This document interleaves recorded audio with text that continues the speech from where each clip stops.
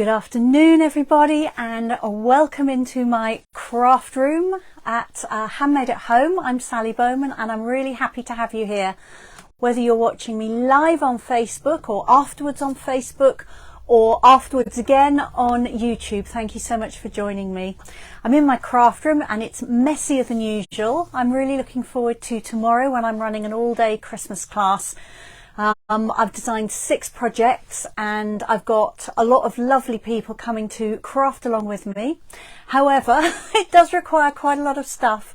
So I've got almost all my boxes packed ready for that.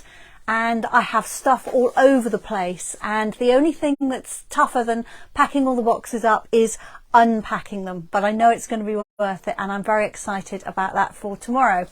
If you didn't know, I run 2 in-person all-day classes every year, one in the spring and one before Christmas. And if you're interested in having my class dates for next year, do let me know.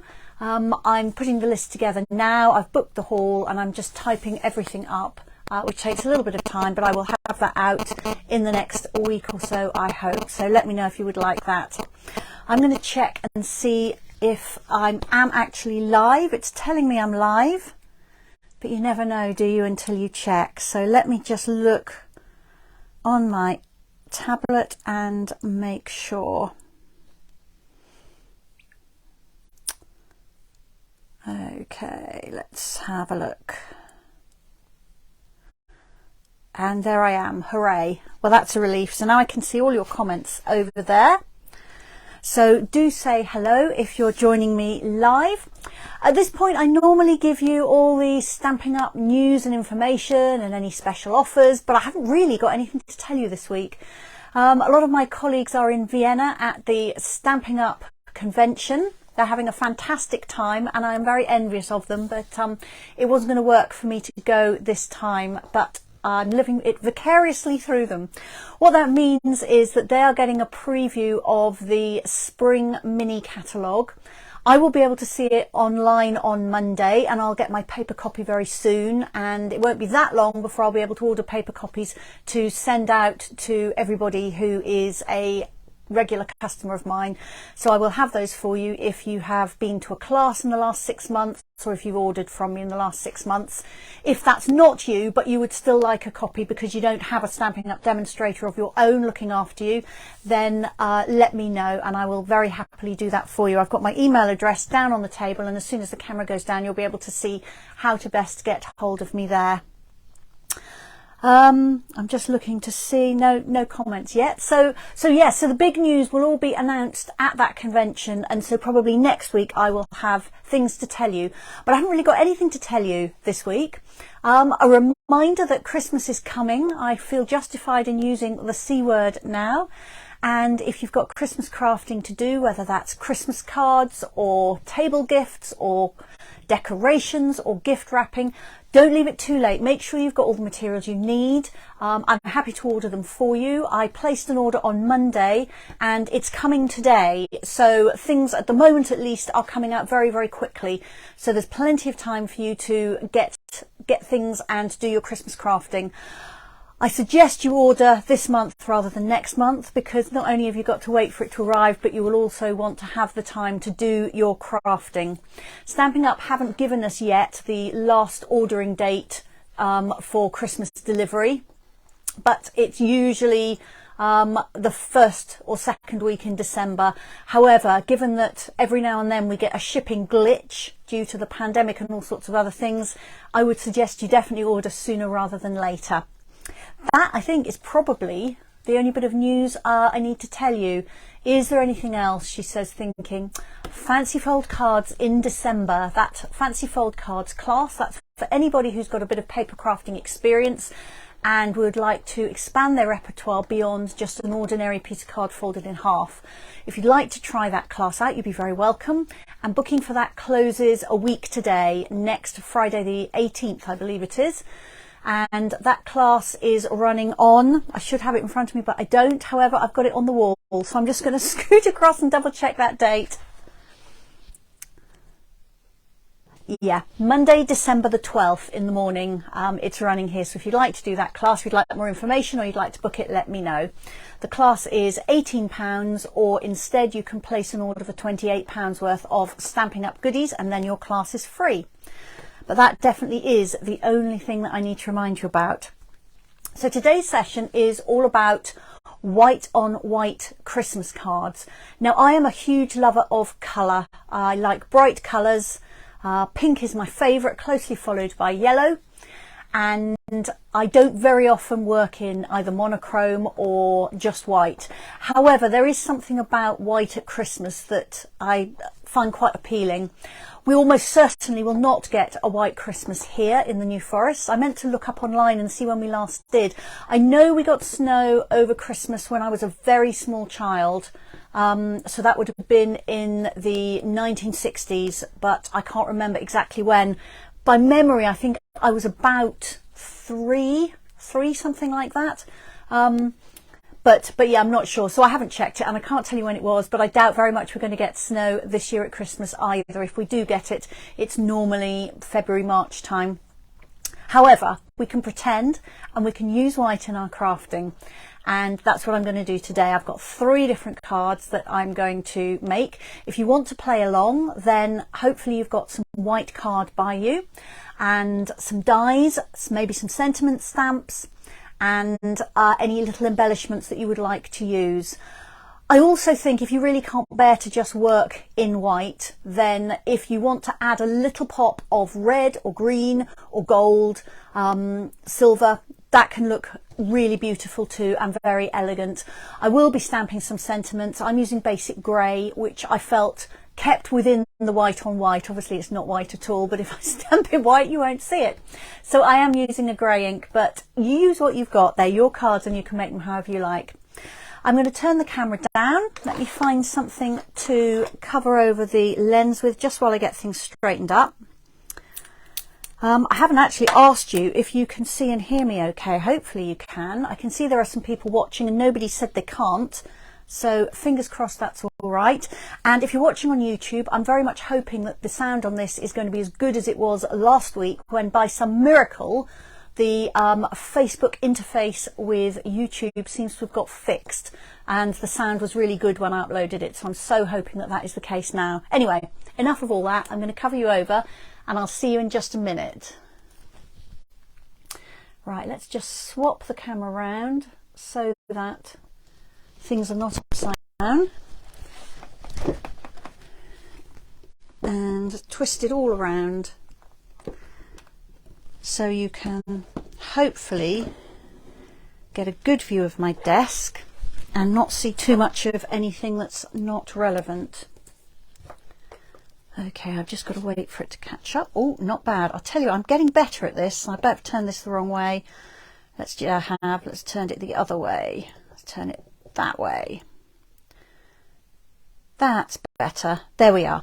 All right, and I think I'm also just going to move things very slightly sideways and then hopefully you can see all of my desk. I'll clip this lead up. And if you want my contact details, you've got my website there and you've also got my email address. Okay, and you definitely don't want all this cable. And actually, before I do that, I haven't got my phone plugged into the mains at the moment, but I will have to in a minute. It gets very hot when I'm doing something live. So I don't leave it on all the time. But when I get onto the second project, I anticipate I will need to turn it on to charge. Otherwise, we will run out of juice before I get to the end. Right, let's see if that will hold that lead out of your way so it's not too annoying. Okay, right, I think we're there. I'm going to move that and I'm going to bring in some bits and pieces.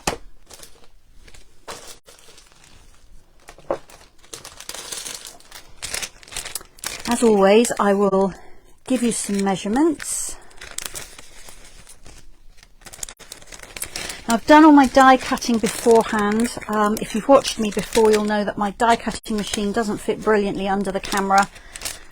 and it tends to knock everything as I bring it in and out, so I almost always do my die cutting and embossing first. But I'll tell you what I used.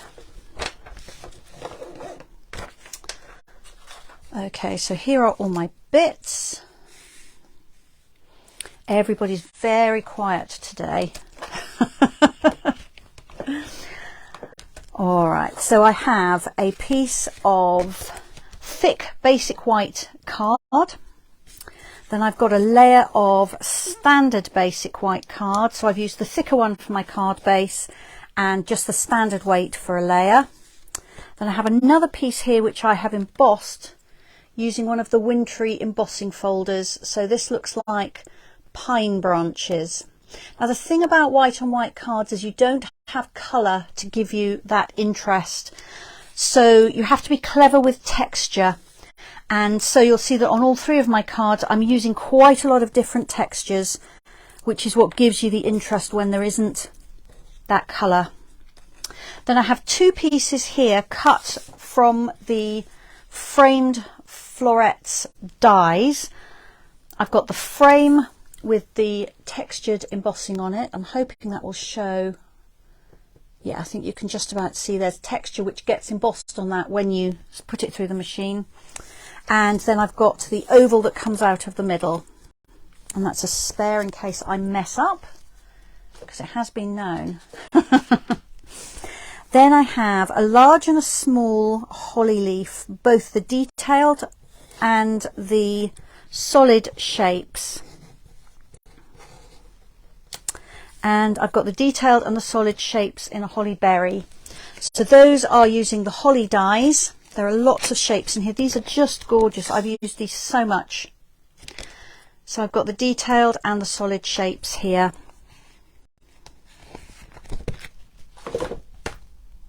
I've got some rhinestones because I did allow myself a little bit of sparkle. And I have two stamps from the Brightest Glow set, which is a fantastic Christmas greetings set, and you've also got a Happy New Year stamp on here as well, so that's really, really nice. If you'd like the measurements, let me pop those down for you. So my card base is 8.5 by 5 3/4 of an inch, and I've scored it at 4 inches. My card layer is 5.5 inches by 3 3/4 of an inch. My embossed piece is 5.5 inches by 1 7/8 of an inch. I did try it at 2, but I liked it better at 1 7/8, so a slightly more fiddly measurement. If you can't bear 1/8 of an inch, then 2 inches will work fine. And then I used the wintry embossing folder and the framed florets dies and the holly berry dies. So let's get going. I'll leave that there just for a little while in case you want to take a screenshot or you are writing it down. So first of all, I'm going to stick these layers together. So this is just a completely plain white layer.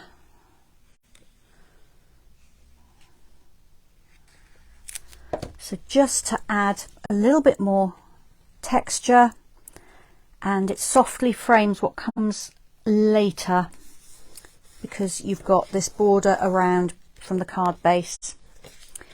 And then this piece I'm going to glue to the left hand side of that layer I've just put on. I always use a little bit of extra glue when I'm gluing down something I've embossed, because the back of it isn't smooth, it's all kind of indented, and so you don't get the glue covering the whole of the back of the card. Everywhere there's a bit that's raised on the front, you've got a gap on the back, so I add some extra glue just to make sure that doesn't come adrift. The next thing I'm going to do is pop on this die cut frame.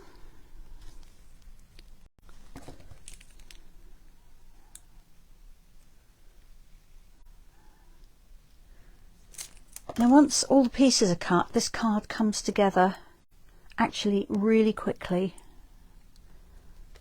I'm putting that not quite halfway across. It's slightly further to the right of the card than it is to the left.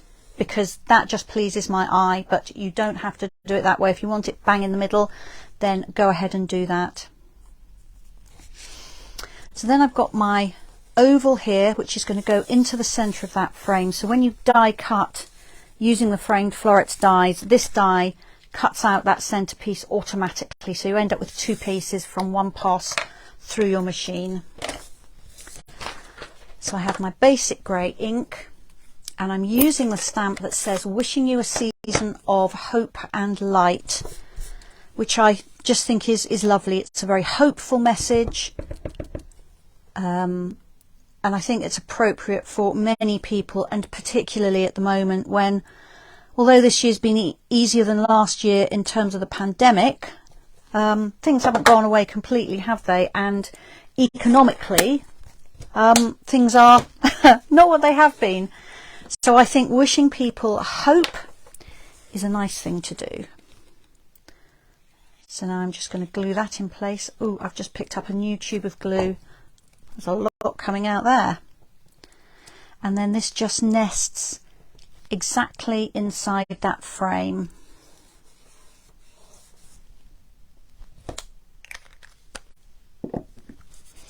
The next thing to do is to put together my foliage. I actually got a bit carried away when I was preparing this, and I did glue together the two berry pieces, but you can hopefully see that there is a detailed piece on top and then there's a solid piece underneath, and it's exactly the same with these holly leaves. I'm not very good at remembering to put the adhesive sheet on the back of these, so if I had done that I wouldn't need to be putting little bits of glue on here. So that's my top tip. Do as I say, not as I do. So much easier if you have the adhesive sheet on here, because it's like a double-sided adhesive but in a sheet. You can die cut it along with your card. You just peel off one side of it, pop your card onto the adhesive, die cut it, and then you have adhesive on the back of this. You just peel off the backing sheet and then you've got a sticker effectively. It's very, very easy to use. Which reminds me, I have got some more coming. My order is due today, so my apologies if the doorbell rings, and I will have to go out and take in the parcel from my lovely UPS person. But hopefully they'll wait until after this session. So I'm not getting glue on every single part of the back, just enough that no bits are going to gape. And then it fits exactly on top of the solid shape. Now, of course, if you're using colour, you can cut these in two different colours. You can cut one of them in foil or in glimmer paper, which is what Stampin' Up call our glitter card. They all look beautiful, but we're just going really, really simple today with white card and white card. So now I need to arrange those on here. And I'm covered in glue. It's from that new one I picked up. I've always got 2 or 3 glues on my desk.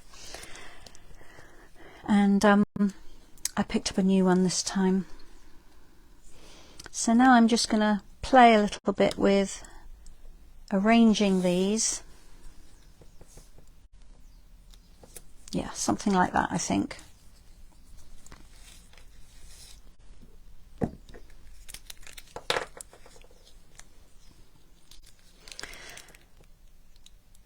Now I could put these up on dimensionals and raise them up, but actually we're building up quite a few layers of card on here. I mean, the frame is, let me think, 1, 2, 3 is the 4th layer. So there's 2 layers here, so that's 6 layers. Time I overlap the second holly leaf, that'll be 8 layers, and then the berries are 2 more.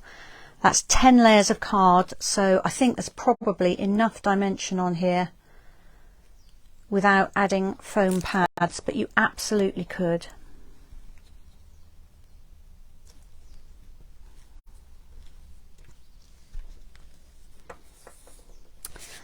There's a little bit a vein on this holly leaf that's annoying me there. It needs just a tiny, tiny bit of glue on it.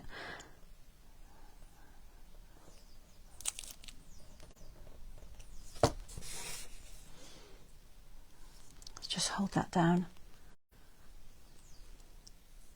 There, that's better.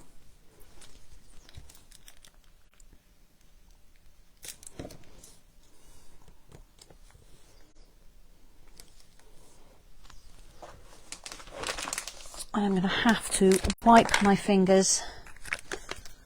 That glue is really, really annoying me. Baby wipe normally gets it off. There we are. So let me hold that up for you. You can see it so far.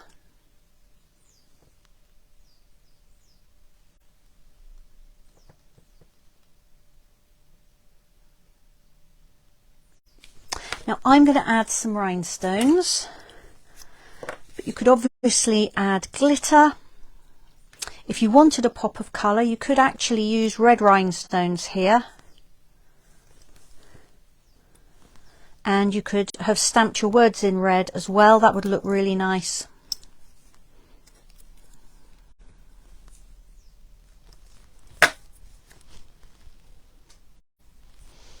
So there we are, that's just a little bit of sparkle. There's a little cut out highlight on each of these holly berries, and I've just stuck the rhinestone over the top of that. And then I'm going to stamp inside. Now, if you're not confident about your stamping, I would highly recommend that you cut a separate layer of white card, the same size as the one on the front, and you stamp on that and then glue it in. But I'm going to live dangerously and stamp directly on my card base.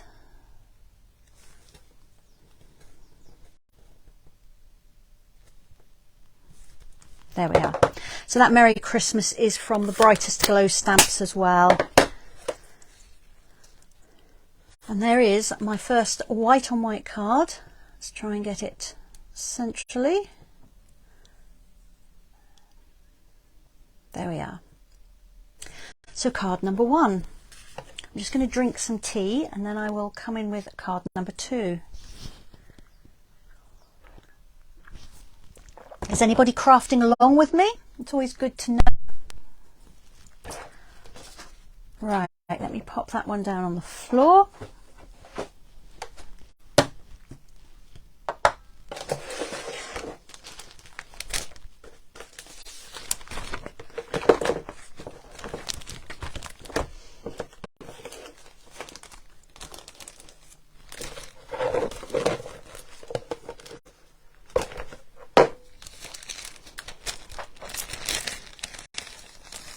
So unsurprisingly, more white card pieces here. Pam is here. Hi Pam. Pam says hello to everyone. It's lovely to have you here, Pam. Thank you for joining me. Are you crafting along? All right, so this time I'm going to make a square card. I'll bring up the measurements in a minute. So I've got my card base and I have a piece of card which I've embossed with a music score, which seems appropriate for Christmas. And then I have some more pieces from the framed florets die set. I've got this intricate frame. I've got the piece that comes out of the middle of it when you cut it. And then I've got another one of these frames that you saw me use just now. And then I've got a piece of this gorgeous sparkly ribbon, which I really like. I'm hoping the glitter in it is catching the light there. And I have some rhinestones as well. And if you'd like the measurements, they are here. So my card base is 5.5 inches by 11 inches. And I've scored it at 5.5. And then my embossed layer is 5.25 by 5.25 inches. The embossing folder is called Merry Melody.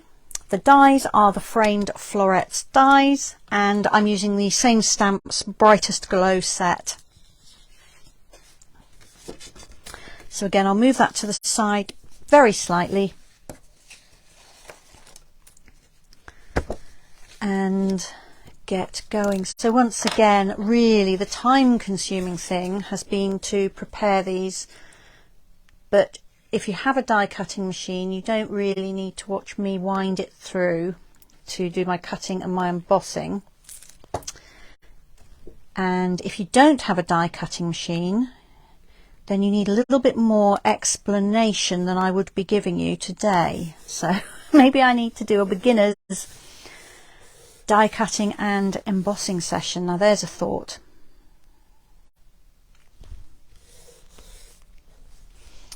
So that's just layered on there. So again, lots of texture.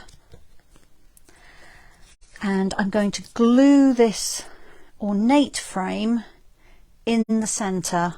So far I've mostly used it up that way, but I thought it'd be nice to use it sideways this time. So again, cutting this with the adhesive sheet would have been a sensible move, but I didn't. And actually it's not too bad to glue. This liquid glue is very controllable.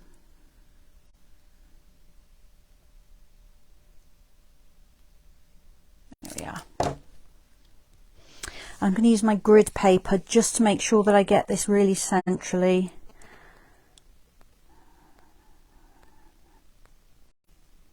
There we are.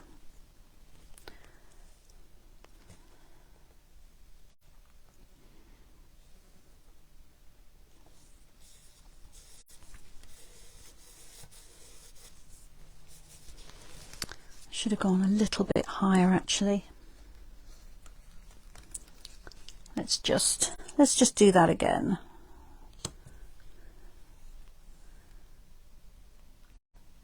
That's better.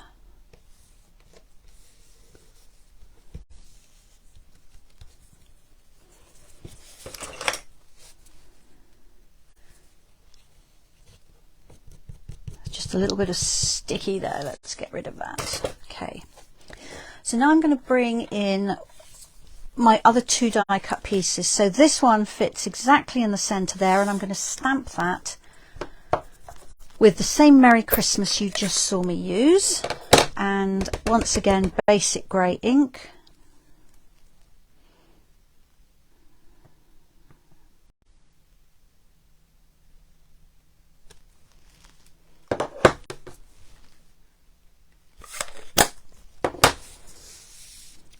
And so that goes straight down in the middle.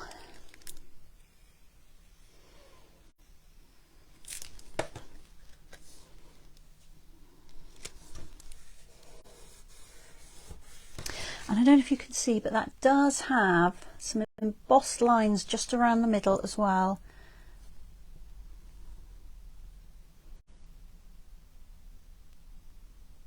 So Kay loves white on white, and Pam isn't crafting, but she loves the white on white too.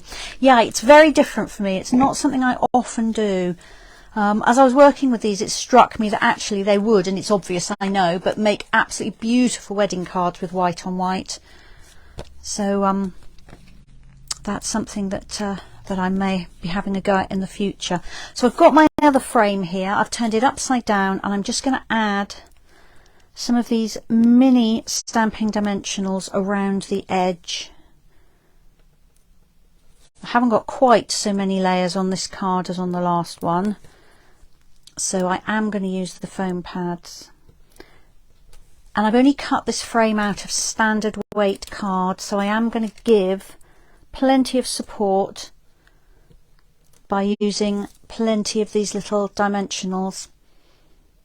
And it is so nice to have the smaller size. Once upon a time we didn't have these, and I used to spend time cutting the standard ones in half, and that works, but it's a lot easier to have them the right size to start with. There we are.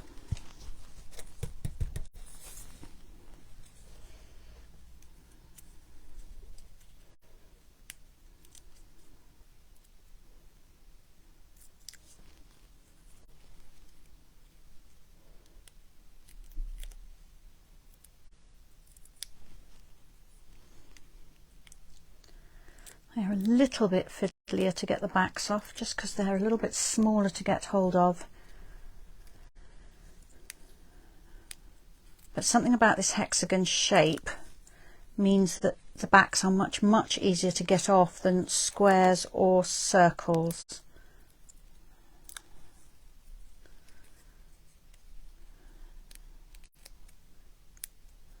There we are. Right.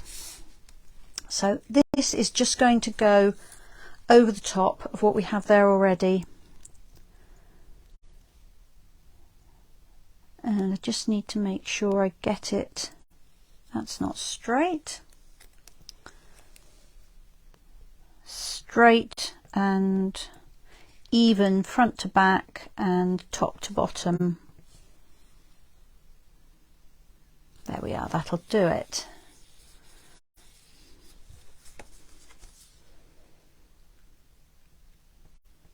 So if I turn that sideways, I'm hoping you can see the dimension on that. It is nice to layer up these frames. I'm absolutely loving these ovals. They really are so beautiful. Right, the next step is the ribbon. Now I could just tie a bow, I could tie it round, but I decided I haven't done a double looped bow for a little while, so I'm going to do one of those. You've probably seen me do these before. It took me ages to learn how to do them easily. Well, not ages, but quite a few practices, but now I'm using them a lot and I do really love them. So let me show you. I've got a piece of ribbon here. I'm holding it in my left hand and I'm holding one end with a little tail between my thumb and my middle finger. So this is my non-dominant hand, and I'm going to spread out my index and my middle fingers so that the distance between the top of one and the bottom of the other is the size I want my bow to be. So when my bow is sitting down, that's how wide it will be. So that looks about right. And then I'm going to make 2 loops onto each finger whilst doing a figure of 8 with the ribbon. So I'm going to go over that one, across the middle, round the bottom finger, across the middle, over the top finger, round the bottom one, and then come across the middle and push it through to the back. So I've wrapped that end of ribbon around, and then I'm going to bring it underneath itself, which will tie a knot. I'm going to undo that and just do that one more time for you. So over the top, through the middle, round the bottom, through the middle. So that's 1 loop on each finger. Over the top and through the middle, round the bottom and into the middle. So I now have 2 loops on each finger. So I'm going to cross this across the middle and push it through to the back like this. Pull that end all the way through. Bring it back to the front and then put the end underneath this section that goes across the middle like that, which is just tying a single knot. Just straightening up the ribbon a little bit there, and then I'm going to pull that tight, and once that's tight I can then slip the bow off my fingers, and there we are, 2 loops on each side. And then I'm just going to trim the ends.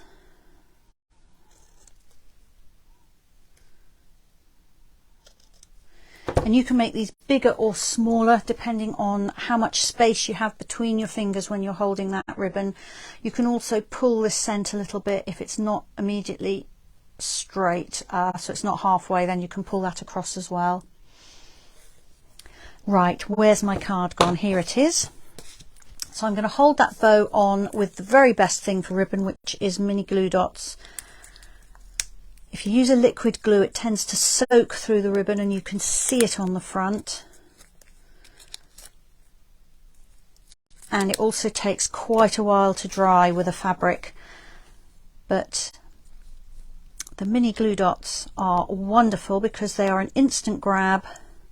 They're really strong and they will hold this bow beautifully. So there is that. And then I'm just going to add a few rhinestones, and I'm just going to kind of scatter these across the front. I've got an odd number.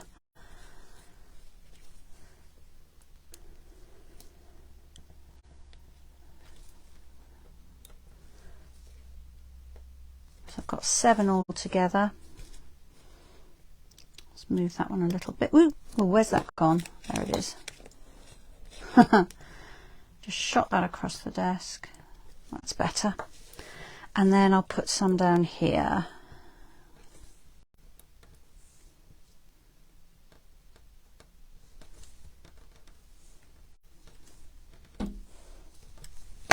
And I like the eye to be drawn in a diagonal, but you know, you could scatter them however you like. And then inside I'm going to use the other stamp I used earlier, so I've just switched them around and used the one on the front that previously I used inside. And once again, if you're nervous about stamping on your card base, then absolutely cut a piece of white card the same side as your embossed layer, stamp on that and then glue it in. But that is my second card. And I must say I'm really liking these, much as I'm not really a white on white person. It's quite nice to have a challenge and do something a little bit different sometimes, isn't it? Okay. So let me pull up the bits for the final project, and I'm just going to drink a little bit more of my tea. If I don't, I get to the point where I just cough because my throat has got very dry. All right, so lots more pieces here.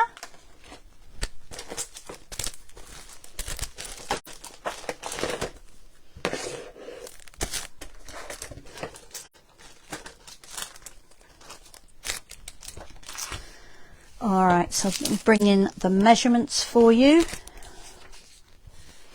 So this time I thought I would do a card which I can put into one of the slimline envelopes, which I have here.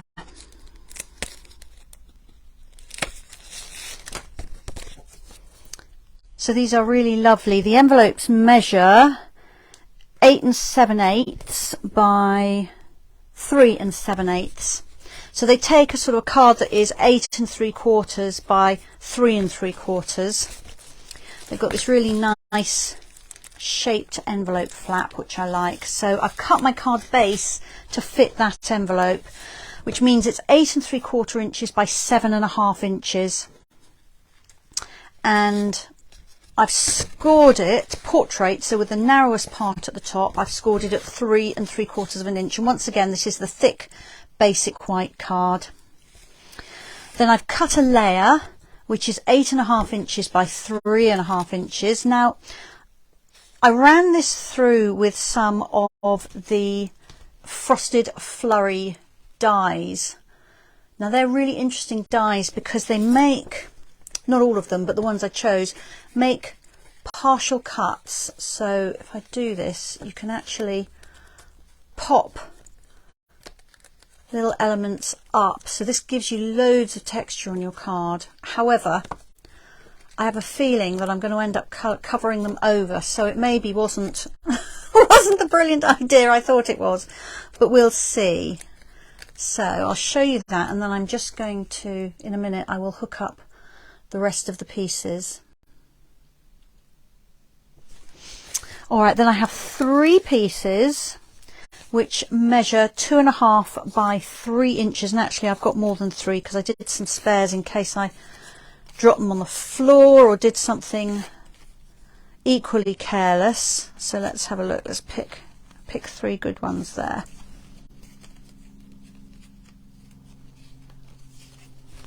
Here we go. And I've put these through another one of those wintry embossing folders. I used the fir branch folder earlier, and this one has snowflakes on it, and there's loads of detail on here. I don't know if you can see, you've got these kind of little dotted perforated lines, you've got raised lines.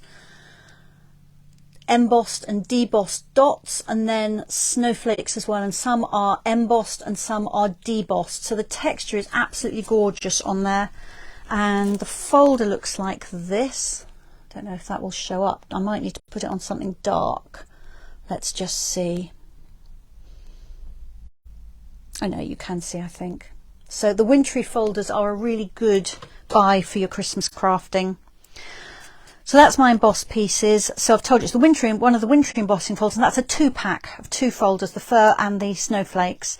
And then the dies, I've cut both these partial dies and then these die cuts, and then these little snowflakes using the frosted flurry dies. They coordinate with the joyful flurry stamps, which are also really lovely. And I've told you I've used one of the slimline envelopes. I've also cut a label piece, and this again is from the joyful flurry dies.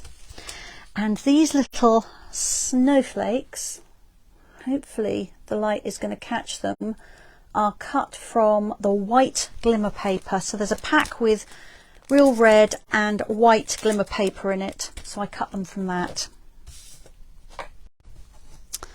All right, so let's get assembling. The first thing I'm going to do is finish popping out these other sections of the die cut pieces. As I say, I may actually end up covering these over, so it might have been a waste of time, but we'll see. However, it is nice to have as much texture as you can find when you're using white on white. And I've got some little bits of confetti to pop out here. Let me see if I can find my pokey tool. This is a really old one. Stampin' Up! Haven't carried one like this for quite a while.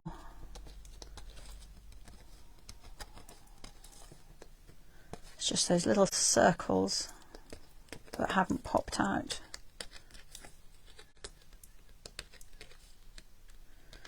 And we all know, don't we, these are going to be all over my craft room floor in a minute. I do have a bin under my desk, and I do push everything into the bin, but I guess my aim's just not very good.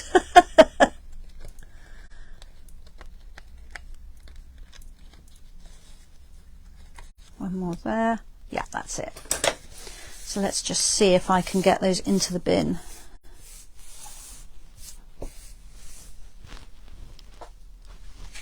Some of them went in, I'm sure.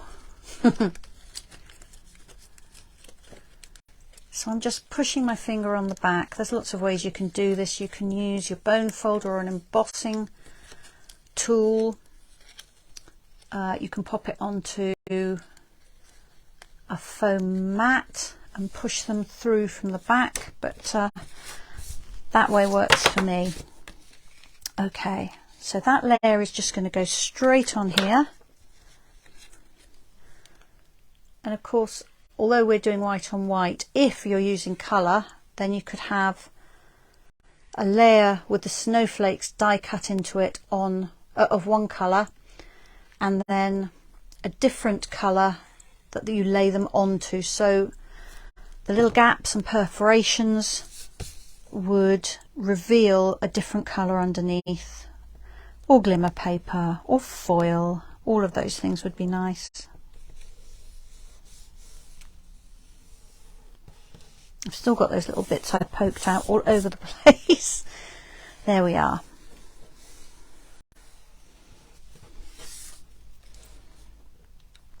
So the next thing I'm going to do is to take my pieces that I embossed and put some dimensionals on the back of them.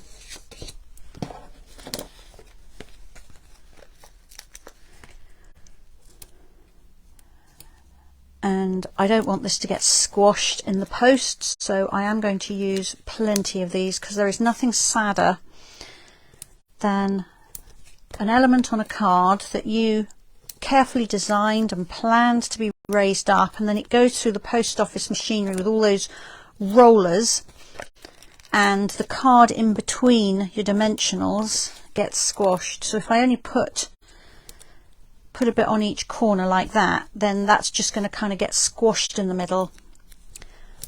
So I always put on lots.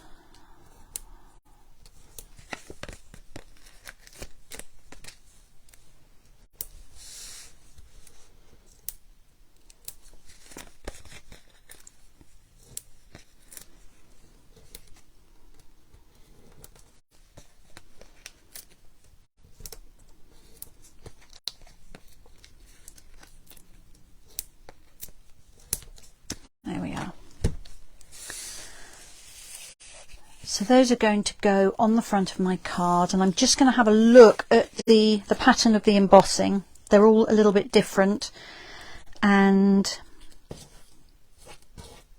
just make sure that I haven't got sort of, you know, repeats next to each other. But no, that looks fairly random. And the next thing I'm going to do then is center my card on my grid paper, just so I can get the middle one in the middle. And after that I will eyeball the remaining two. 1, 2, 3, 4 1/4, 2, 3, 4 1/2. So that needs to come in there. There we are. Where the grid paper has got a cross in the middle and then a ruler top and bottom, you can count across and make sure that your card is in the middle of the grid paper, and then I can just follow this cross that's there, and where the two lines meet in the center is the middle. So it's very easy to line things up if you struggle to get things straight. Grid paper is an absolute must.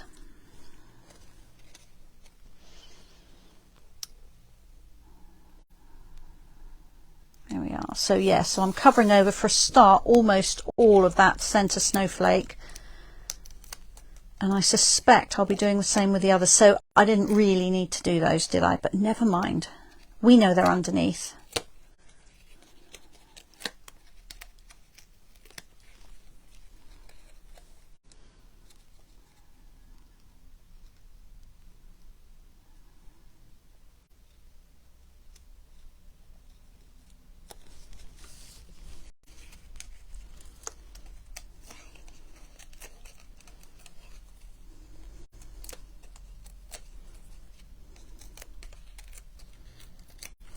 Not sure I've got that middle piece, despite all my efforts, very in the middle. I don't think I have.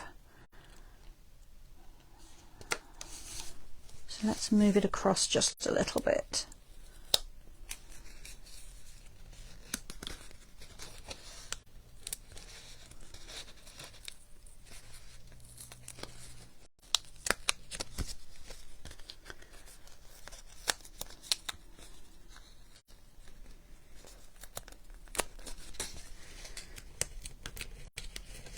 I said I might need another piece of embossed card, didn't I? So I'm making, there we go, not making the best job of this. There we are. So I'm going to use another one. Let's just peel off those dimensionals. I'll leave that center one, that's going to do its job nicely.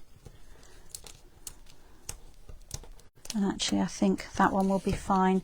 There we are. I always say when I upload a video to YouTube that you see me doing the actual crafting. I won't be editing this out, because, you know, we all do things at home, don't we? And we think, don't like that, made a mess there. Got an ink smudge there, stuck my finger in the ink. You know, I'm sure we all do it. I certainly know that I do. So I'm not going to try and edit out a mistake I make. Sometimes it's not a mistake at all, it's just an embellishment opportunity. Sometimes, like this, I just didn't get something in the middle, despite telling you how wonderful the grid paper was. I know what I did. But anyway, I didn't measure it properly. So instead, I'm just going to pop this centrally in between those two that are there already. That's better, that's much better. There we go.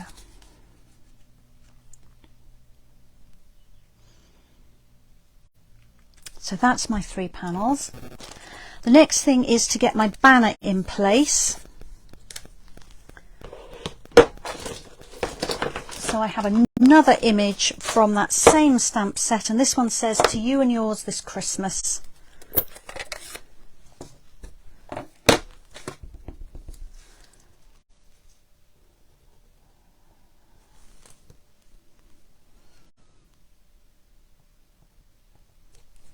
There we are.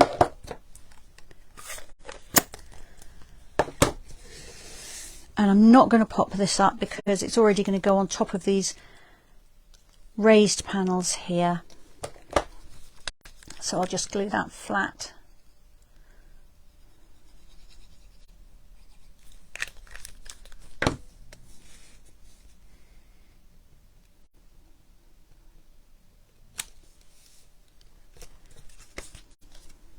Ooh, let's just give that a minute. I lifted that up too soon. There we are. It's got that stitching detail around the edge of the label, which I do really like. And then finally, I've got my little pile of sparkly snowflakes here. And I'm just going to scatter these across. Just putting some tiny little dots of glue on them.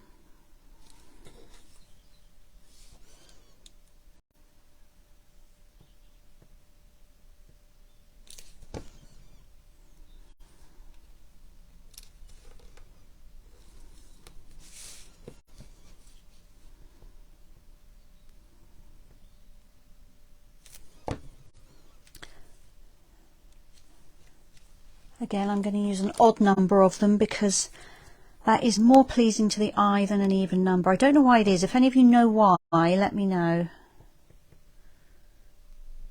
I just know that it's true.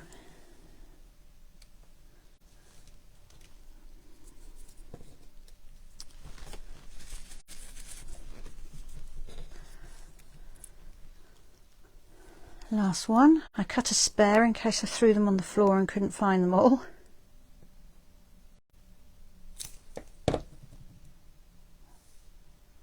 And let's just bridge the gap there with that one. Still got sticky fingers. There we are.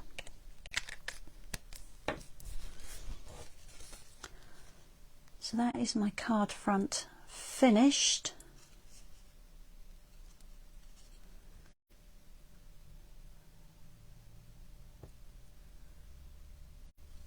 And then I'm just going to stamp inside, and I think we're going to go with Merry Christmas inside.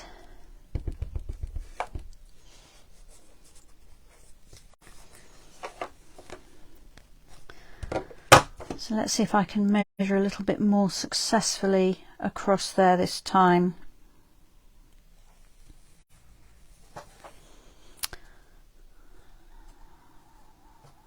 And find the center point. Just breathing on that stamp because I inked it up a little bit prematurely. There we are.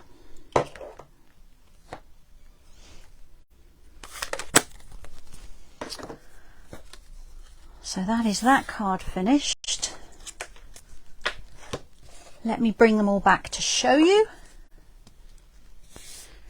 I'm actually delighted to have 3 more Christmas cards to add to my Christmas cards ready to send.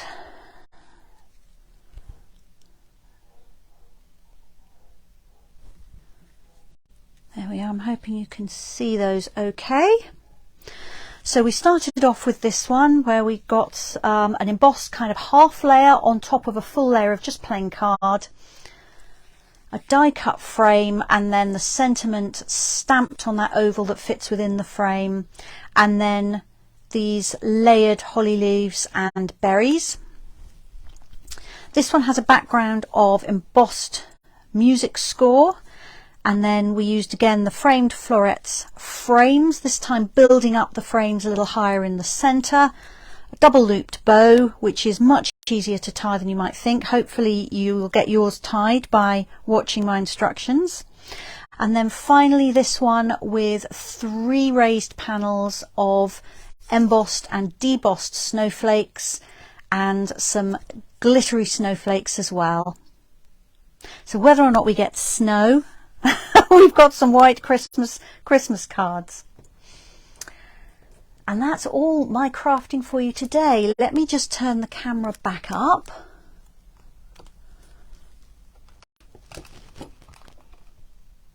Remember to reset it so that I'm not upside down, because that's never good. Okay, there we are. So you've been a very quiet lot. I've seen there've been actually quite a lot of people watching, but nobody's been rowdy or disruptive, so well done for that. It's been lovely to have you here. Thank you so much for joining me. I'll be back here at 2 o'clock next week, and I'm going to be making Christmas cards again, this time using just snowflakes. So we're kind of extending the white Christmas, although I can't guarantee everything's going to be in white. But yes, snowflakes next week, so I hope you'll be able to join me then. Whatever you're doing this weekend, I hope you have a really good one. And for those of you coming to my all-day class tomorrow, I can't wait to see you. Thank you ever so much, and I will see you again soon. Now all I have to do is find the stop button, because, you know, it's a funny thing. When you come to finish a live, you're just supposed to be able to just touch the screen of your phone and then you get a finish button. Here we go. There it is. There's the finish button.